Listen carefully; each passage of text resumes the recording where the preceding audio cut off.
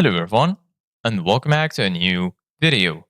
In this video, I'm going to show you guys how you can email your Shopify customers. So if you guys want to learn how to do it, just follow the steps that I'm going to show you. As you can see guys, I'm right now in my Shopify dashboard, and this is how the homepage looks like.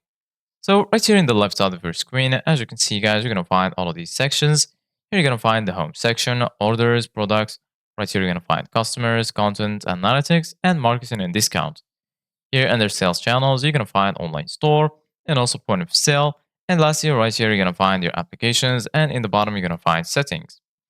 So right now, in order to set up your emails, first of all, go ahead and click on settings. And then once you do that, you're going to be taken to your Shopify settings right here. Once here, as you can see, guys, you're going to find all of these sections.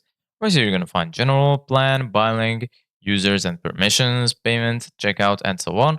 So once here, just search for notifications in this list. And then once you do that, right here, as you can see, guys, you're going to find the sender email. Basically, guys, this is the email your store uses to send emails to your customers. First of all, make sure to add your email right here and then confirm you have access to this email by sending a verification code to your email, and then just go to your inbox and make sure you verify it. Once your email is verified, you're going to be able to set up emails for your Shopify customers. Just click on customer notifications.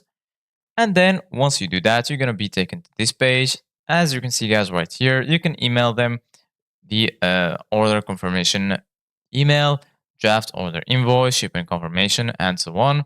For example, if you click on any uh, email from this list, you're going to be able to view the email. You can also edit the code if you want, and then you're good to go. So this is it, guys, for today's video. Thank you guys for watching. Don't forget to like, subscribe, and see you guys in the next video.